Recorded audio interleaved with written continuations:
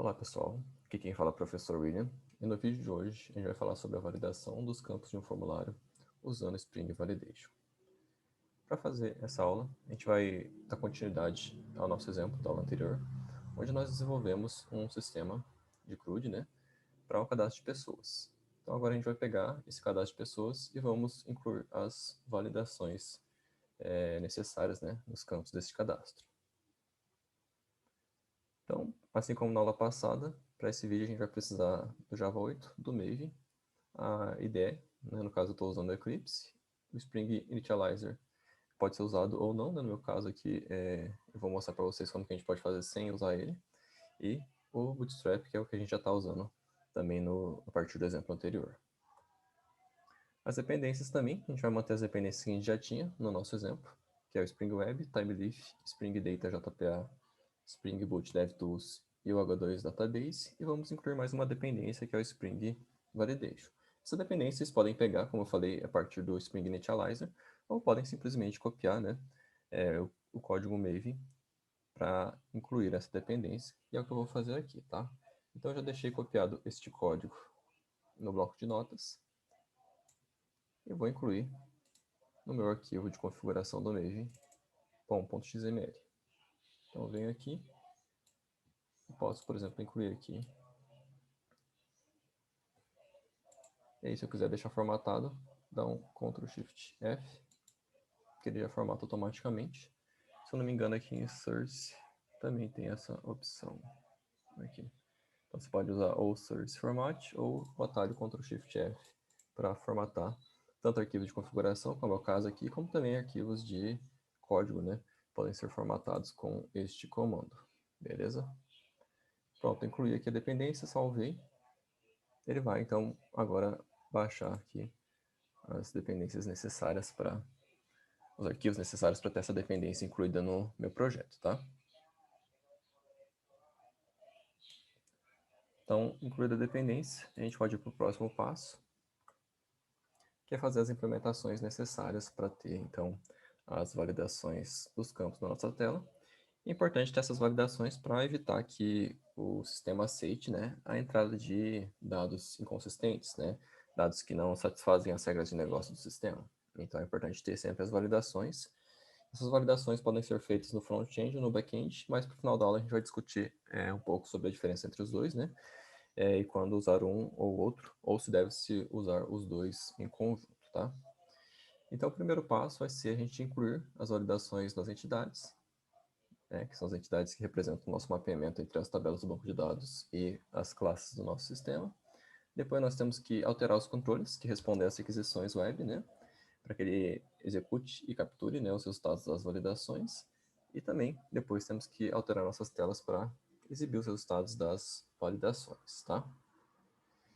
Então, para fazer as validações nas entidades, tem várias anotações que a gente pode usar, Então, lembrando que as anotações são esses códigos com um arroba, que a gente geralmente coloca em cima dos atributos, dos métodos ou das classes, dependendo do que for que a gente estiver colocando, Então, por exemplo, se a gente tem uma classe de controle, como a gente tem no nosso exemplo aqui, essa classe de controle sempre tem que estar anotada, com @controller, para indicar para o framework Spring Boot que essa classe aqui é um controller do sistema, tá? E a mesma coisa vale para as entidades, As entidades de mapeamento sempre tem essa anotação @entity. E aí, como a gente viu também na aula passada, alguns atributos a gente vai colocar anotações para indicar, por exemplo, se é uma chave primária, ou indicar, por exemplo, a formatação do campo de data, e assim por diante. Para validação é a mesma coisa. E aí a gente tem já no próprio Spring Validation, temos algumas anotações disponíveis aí que podem ser, então, colocadas nos nossos atributos, tá? Trouxe aqui alguns exemplos, mas não são todos os que tem disponíveis, tá? Então, por exemplo, not blank, então, para a gente verificar se um determinado campo do tipo string não tem somente os valores em brancos ou vazio, Então, se for um campo que o usuário preencher apenas com espaços, essa validação vai capturar, tá? Mesma coisa, se também tiver vazio esse campo, a validação também captura. Então, ela aceita apenas o campo preenchido com algum caractere que não seja espaço em branco. Já o próximo ali, not null, verifica se o atributo, de qualquer tipo, não está com valor nulo, Então, é o caso de não ter setado nenhum valor nele. E aí, se for o caso, essa anotação vai capturar. Só que essa anotação, não confundam ela com uma anotação do Hibernate para que a coluna do banco de dados não seja nula, tá? Ela não faz isso. Ela apenas faz a validação usando o Spring Validation, para caso o valor do atributo esteja nulo, né? Ele capturar e dar uma mensagem de erro referente a isso. Mas ele não vai mudar a estrutura da tabela do banco, tá? E a gente vai ver que tem uma outra anotação do próprio JPA e do Hibernate que faz, então, essa especificação para que a coluna do banco não aceite nulos, tá? Próximo ali, e-mail. Então, verifica se o valor, né, de uma string está formatado de acordo com o e-mail, né? Então, com o nome do usuário, arroba, e o provedor de e-mail ali. Então, é essa validação que ele faz. Mas não é uma máscara, é apenas uma validação do formato, tá? Então, não vai, por exemplo, mostrar aquela máscara no campo lá da tela na hora de preencher. Próximo ali, size, verifica se o tamanho, né, de um atributo, seja uma string ou uma coleção, né, tipo uma lista, um mapa, alguma coisa assim, está dentro de intervalo, né, de valores definido. Beleza? E o último ali, min, geralmente é utilizado em atributos numéricos, tá? Tipo int, decimal, float, né? Onde você verifica se está dentro de um limite, né? No caso aqui, mínimo. Então, o atributo tem que ser igual ou maior que esse mínimo, não pode ser menor do que ele. E a mesma coisa vale para o máximo, né? Tem uma anotação max, onde você estabelece o valor máximo para um atributo numérico. Então, se ele ultrapassar aquele valor máximo, você vai então ter uma mensagem de erro também para este caso, tá? E lembrando que todas essas anotações aqui, para você utilizá-las numa entidade, tem que incluir a importação, né?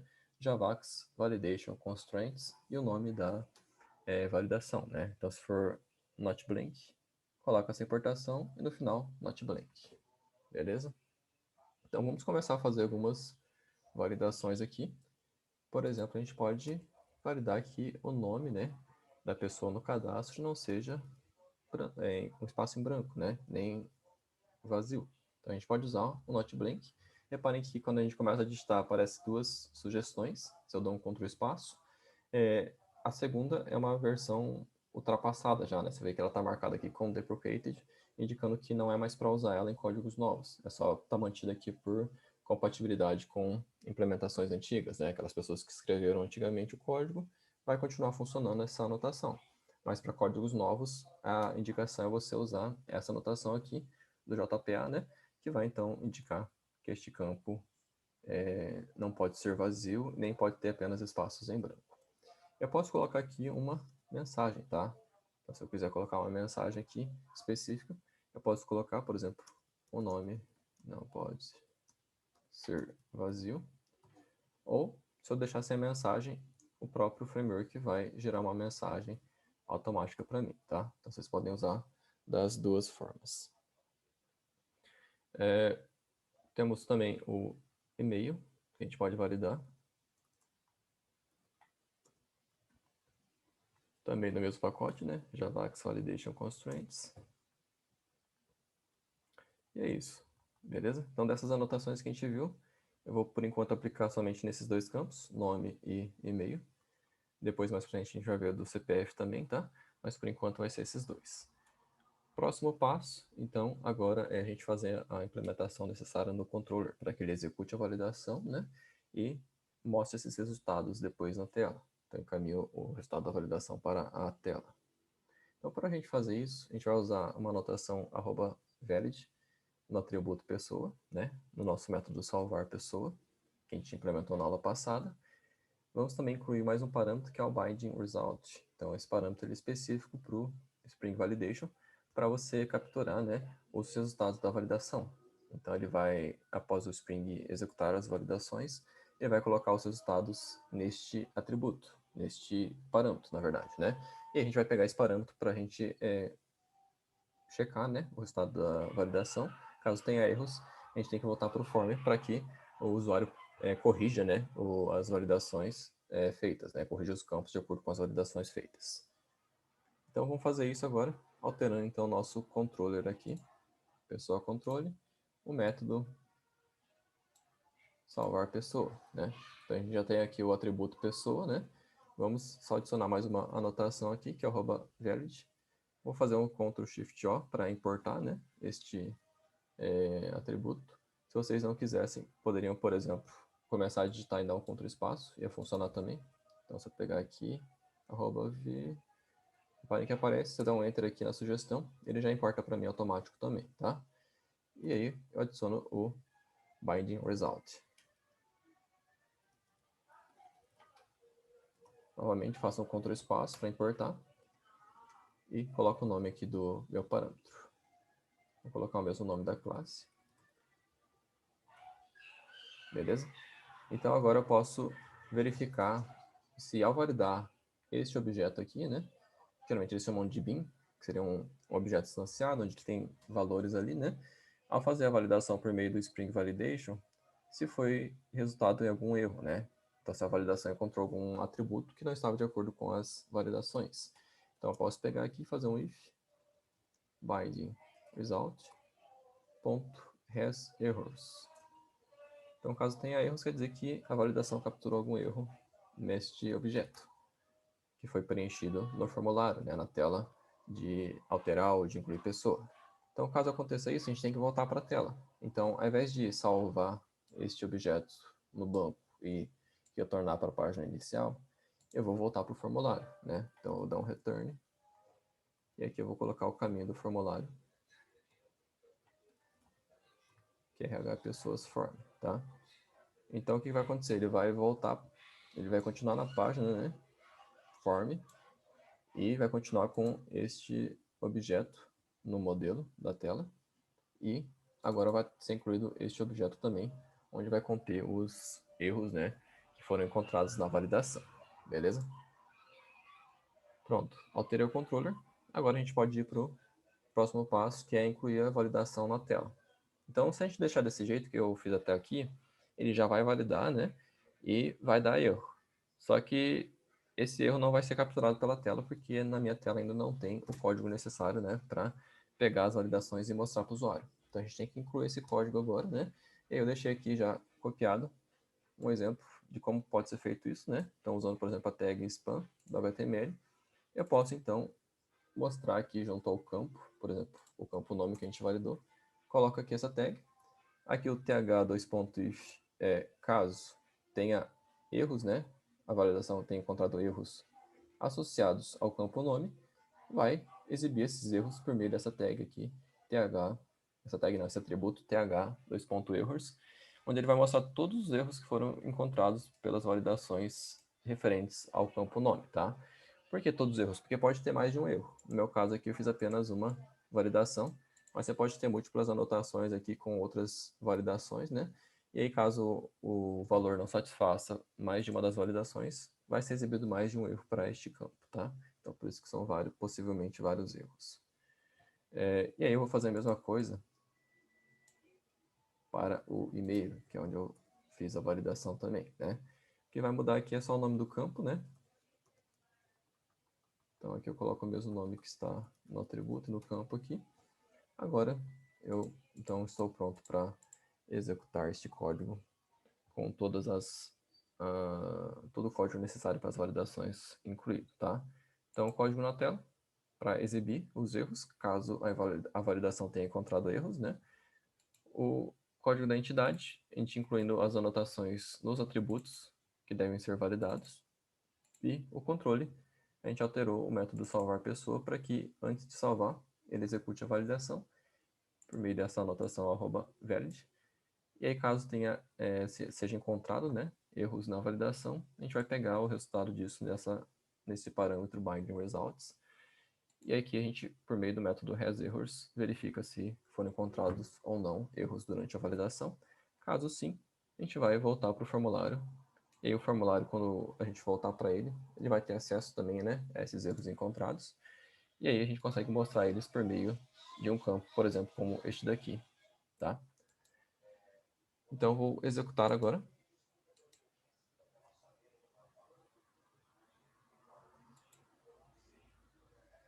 Então vamos esperar inicializar aqui. Beleza. Vou entrar na página novamente. Beleza, está aqui com os dados que eu já preenchi, né? previamente na inicialização do sistema. Lembra que a gente fez isso na aula passada? Agora eu vou tentar incluir uma pessoa nova. Então, abri o formulário aqui e vou tentar salvar sem preencher nada, tá? Então, reparem que mostrou uma mensagem aqui, não deve estar em banco. Então, essa é uma mensagem automática do próprio Spring Validator, tá? Reparem que eu não coloquei essa mensagem lá quando eu fiz a anotação. Então, essa anotação já é uma anotação, desculpa, essa mensagem já é uma mensagem padrão do próprio framework. Se eu quisesse uma mensagem customizada, eu teria que colocar aqui message, e aí, por exemplo, o campo nome não pode ser vazio. Então, eu fiz essa alteração. Vou esperar ele restartar. Agora, venho novamente aqui. E reparem que agora a mensagem foi a mensagem que ainda não atualizou. Vamos novamente. Agora sim, o campo nome não pode ser vazio, tá? E aí eu posso preencher aqui, William. Salvou. Agora vamos tentar colocar um e-mail aqui. Não é um e-mail, por exemplo. Então repare que ele não validou se eu tinha preenchido ou não, porque eu não coloquei como não nulo, nem como não not blank, né? O e-mail só coloquei a validação @e-mail. Então ele só vai verificar se está no formato de um e-mail, tá? Então se eu preencher, eu tenho que preencher corretamente. Então, por exemplo, william@gmail.com. Beleza? Então esse é o básico da validação. Se vocês quiserem saber mais detalhes, né, como trabalhar com os erros das validações na tela, recomendo que vocês acessem este tutorial aqui da própria documentação do TimeLeaf, tá? Mas pode ter casos, né, em que você quer também criar validações customizadas, ou seja, uma validação que não esteja dentro dessas validações que o próprio framework fornece. Então, como que eu posso fazer isso, né? Então, se eu precisar de um tipo de validação que não está disponível aí no Spring Validation. Então, para isso, a gente pode criar o nosso próprio validador customizado, tá?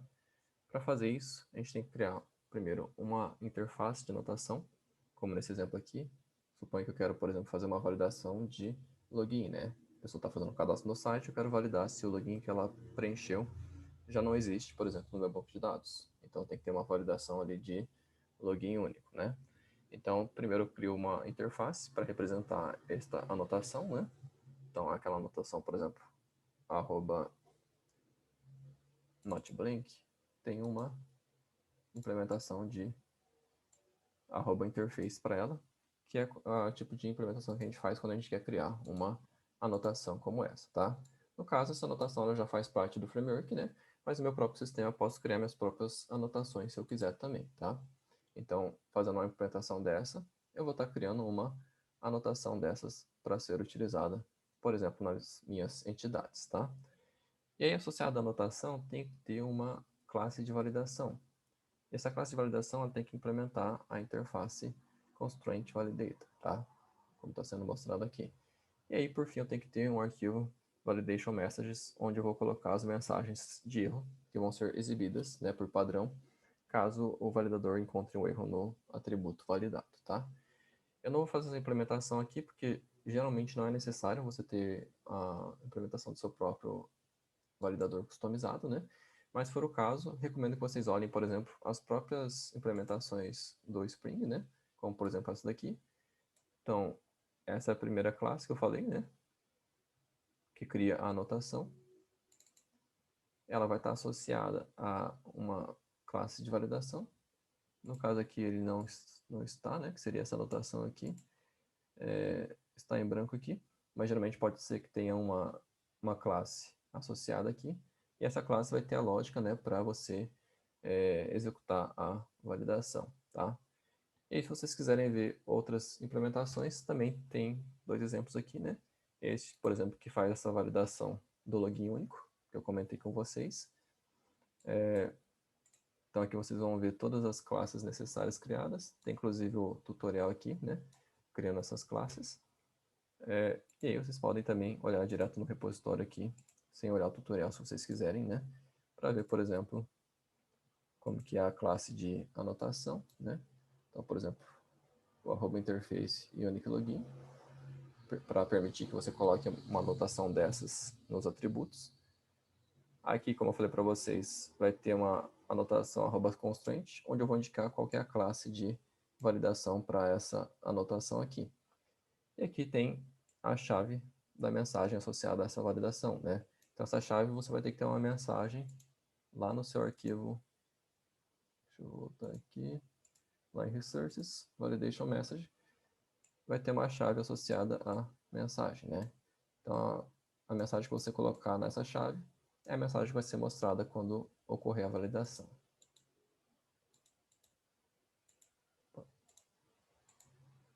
E aí, por fim, o validador, né? A classe validador aqui, onde tem que se ter a implementação, por exemplo, desse método isValid, onde ele vai pegar o valor do atributo, né, que está sendo validado e vai executar a lógica necessária. No caso aqui, ele vai usar o repositório, né, para buscar no banco se já não existe aquele login cadastrado, tá? Bom,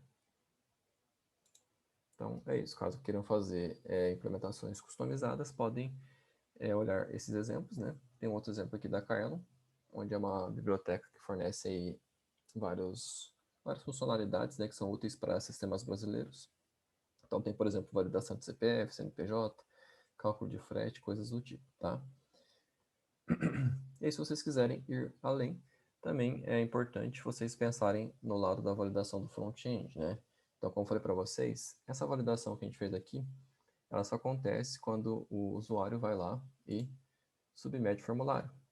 E como vocês sabem, né, quando é submetido o formulário, vai ser criada uma requisição, né, onde vai capturar os dados que está digitado aqui nos campos da tela, e essa requisição então vai mandar esses dados para o servidor. O servidor vai processar essa requisição e vai responder, e aí só depois disso que vai ser mostrado a validação, tá? Vocês podem ter uma validação anterior a essa na própria tela, né, no próprio front-end, né? Então essa validação ela seria feita sem fazer nenhuma requisição para o servidor, o que, por exemplo, economizaria aí tráfego de rede, né? Então tornaria a aplicação um pouco mais efetiva, consumiria menos recursos para fazer o que é necessário, e aí uma camada de proteção maior também, né? O que aconteceria se você colocasse apenas a validação na tela, né? Sem colocar essas validações que a gente fez nessa aula? Você teria as validações, né, necessárias, só que o usuário, por exemplo, numa página HTML, ele consegue burlar essas validações com muita facilidade. Então, se for uma pessoa mal intencionada, ela pode burlar as validações para incluir um dado incorreto no sistema, né? Então, na minha opinião, o ideal é que você tenha os dois. Tanto a validação somente na tela, para você ter um feedback mais rápido, sem ter que fazer requisições ao servidor, como também as validações do lado do servidor, para você garantir que caso o usuário use de forma incorreta, né, faça alguma gambiarra ali na tela para mandar os dados sem validação, o servidor não aceite esses dados, né? Então você tem ali uma proteção dupla para que os seus dados sejam corretos, né? Sejam salvos da maneira correta, tá? E aí, eu falei do CPF, né? Então vocês podem, por exemplo, usar essa própria biblioteca da Kylon que a gente viu aqui, Kylon Stella, ou o próprio Hibernate Validation, que é a implementação de referência, né, da especificação de validação do Java EE, ele tem um pacote, né, onde tem algumas implementações específicas para o Brasil, né? Então, se você pegar aqui e digitar @cpf, vocês vão ver que o meu aqui ele já estava importado, eu acho. Mas vocês vão ver que ele vai sugerir essa classe aqui, CPF da classe, a classe CPF do pacote aqui, BR Constraints Validator Hibernate, tá? Então, no próprio Hibernate já tem algumas implementações específicas aí para uso no Brasil, como é o caso do CPF.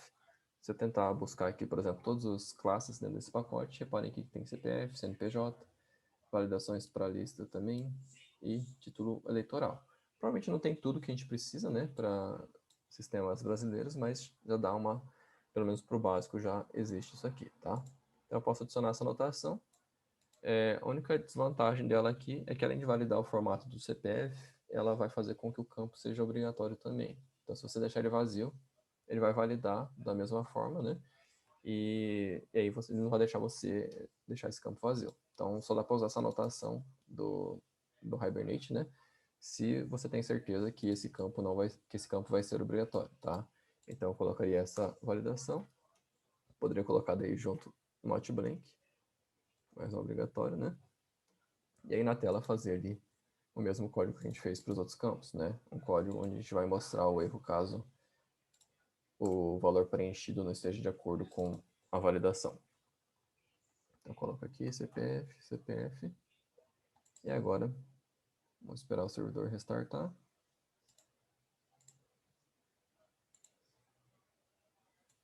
Então eu vou aqui no meu listagem de pessoas. Acho que ele não restartou ainda. Vou inicializar ele de novo.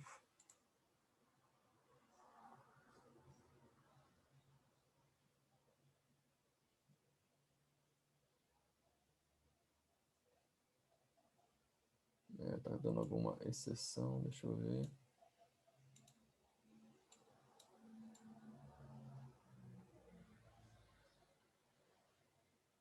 Ah, tá. Entendi agora. Então, reparem que eu coloquei a validação, né? E não sei se vocês lembram, né? Mas na aula passada eu tinha feito essa classe população inicial banco. E aí nessa classe eu não preenchia todos os dados, né? Só preenchi data de nascimento, e-mail, e eu não preenchi o CPF, né? E aí, como eu falei para vocês, quando eu coloco essa anotação, caso esteja em branco, ele vai indicar como valor incorreto, né? Então eu teria que definir um CPF. Mas agora eu não vou poder definir qualquer CPF, tem que ser um CPF válido, tá? Então, o que eu posso fazer, por exemplo, o exemplo aqui é buscar um gerador de CPF válido. Então, eu vou colocar aqui para o Paraná, sem pontuação. Copio aqui. Então, eu coloco o CPF para João. Vou colocar o mesmo para Maria aqui, tá? Só para o teste aqui, não tem problema, tá? Acredito que agora não vai dar o erro novamente. Vamos executar, tá? Então, até foi interessante ter acontecido esse erro aqui, porque quando vocês tiverem uma situação parecida, é legal tentar dar uma lida nas mensagens. Então, repare aqui que eu mudei, mas ainda está com problema. Deixa eu verificar aqui. Então, sempre vai ter, quando acontecer alguma exceção, algum problema durante a execução do programa, né? Sempre vai aparecer uma mensagem com o que a gente chama de stack trace, né? Que são os erros que a pilha de execução dentro do software quando aconteceu a exceção. E aí você consegue ver em exato qual ponto, né, do programa aconteceu aquela exceção, né? Então, por exemplo, posso ir olhando aqui a pilha de chamadas até chegar num código que não seja do framework, né? Que seja um código que eu mesmo escrevi. Então, aqui é a classe principal, onde inicializa.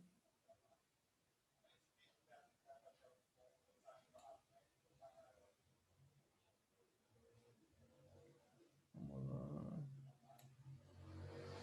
Então, uma violação de constraint.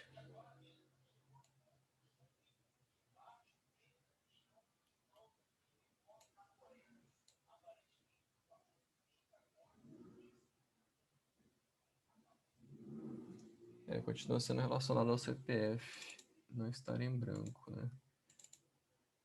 Ah, tá.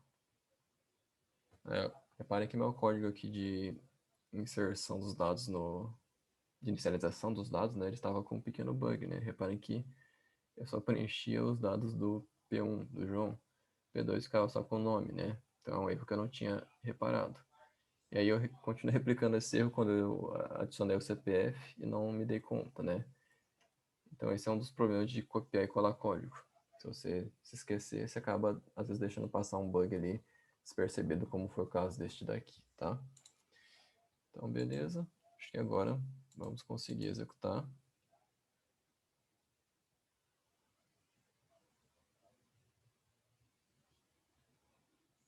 Não, beleza, agora ele fez a inserção dos dados, né? Agora a gente pode, então, acessar aqui a listagem de pessoas. E agora podemos incluir uma pessoa, né? Então, se eu tentar salvar, então reparem que ele deu as duas mensagens aqui, né? Mensagem automática nos dois casos. E a mensagem customizada que a gente colocou para o campo nome aqui foi exibida também, tá? Mesma coisa vale para alteração. Se eu vier aqui alterar, ele também vai validar, tá? Essa validação, ela tanto considera com ou sem a pontuação. Então, se eu colocar com a pontuação, ele também vai validar corretamente, tá? O interessante é manter um padrão aí. Se você usar pontuação, sempre salvar com pontuação, né? Se você usa 100, sempre usar 100 para salvar os dados no banco. Então, é uma coisa que é bom ter um padrão. E aí, você ir além, né? Também incluir, além das validações, as máscaras, né, nos campos. Então, o Timeleaf e o Spring Boot não tem esse recurso de colocar as máscaras, né? Então, para você fazer isso, você tem que usar algum recurso do front. Por exemplo, usando HTML, CSS, JavaScript puro, você consegue fazer a criação dessas máscaras, né? Com scripts JavaScript. Ou você pode usar um próprio framework para isso também, né? Eu acho que o próprio jQuery Validation poderia ser usado nesse caso, né? Para você ter as máscaras e facilitar ali o preenchimento dos dados na tela, tá? Eu falei para vocês, né? Só para a gente fechar então o vídeo de hoje, que essas validações elas não alteram a forma como os campos no banco de dados são criados, né? Então, para a gente ver isso, aqui quando a gente usa o H2, ele tem como se fosse uma página administrativa, né, parecida com o que a gente tem nos outros bancos, onde a gente consegue visualizar a estrutura do banco e fazer consultas. Então, se eu acessar a URL do meu software e colocar aqui o H2 console, ele vai abrir essa página de login para logar no banco. Eu tenho que colar essa URL aqui, que sempre muda, tá? Cada vez que você executa, vai aparecer uma URL diferente. Então você tem que sempre copiar aqui, cola aqui. No caso, sem usuário SA sem senha, né? Porque a gente não configurou nada disso. Clica em conectar. Então ele vai mostrar aqui quais tabelas que a gente tem. No nosso caso, a gente tem apenas pessoa, né? A gente consegue executar consultas, se a gente quiser. E a gente consegue ver também a estrutura, né? Os tipos de cada campo, por exemplo. E aí reparem que, por exemplo, o CPF que a gente colocou lá como obrigatório, né? Not blank, ele não está not null aqui. Mesma coisa, o nome também não. O único que está not null é o ID, né? Justamente porque a gente definiu ele como sendo a nossa chave primária. Então, para a gente fazer com que no banco, né, também tenha essa restrição, além dessas anotações do Spring Validation, tem que colocar a anotação do próprio Spring Data, tá? Por exemplo, aqui para que o nome não seja vazio no banco, né, não aceite nulos no banco, a gente tem que colocar a anotação @column do Javax Persistence. E aí aqui tem um atributo aqui, né, dessa anotação, que é o nullable. A gente tem que colocar false para que ele não aceite valores nulos, tá? E eu vou fazer a mesma coisa aqui no CPF. Beleza? Então agora, além de validar aqui dentro da minha aplicação, né, com o Spring Validation, lá no meu banco, a estrutura que ele vai criar também vai ser com as colunas, né, sem acertar valores nulos, tá? Isso no caso, como o nosso, onde a gente permite que a aplicação gerencie, né, a estrutura das tabelas automaticamente, tá? Beleza, fiz isso. Acredito que ele vai ter restartado aqui, vai ter aplicado as alterações no banco, e aí a gente pode acessar novamente. Então, como ele restartou, tem que pegar novamente o endereço novo. Vem aqui e conecto. E aí agora é para estar atualizada aqui a estrutura do banco. Então, sim, reparem que agora tanto o CPF quanto o nome está com not null, tá? Então, na aula de hoje era isso. Caso vocês, então, queiram ir além, pesquisem um pouco aí sobre essa parte de validação no front, né? Seja usando frameworks ou seja usando o JavaScript puro, né? Mas é importante que tenha, então, essas duas validações, tanto no lado do servidor, quanto no lado do cliente, para você garantir aí uma maior proteção dos seus dados, né? Na verdade, uma validação melhor, né, das restrições que você tem aos seus dados, e para que você também tenha um feedback mais rápido no caso da validação no front, tá? Muito obrigado e até o próximo vídeo.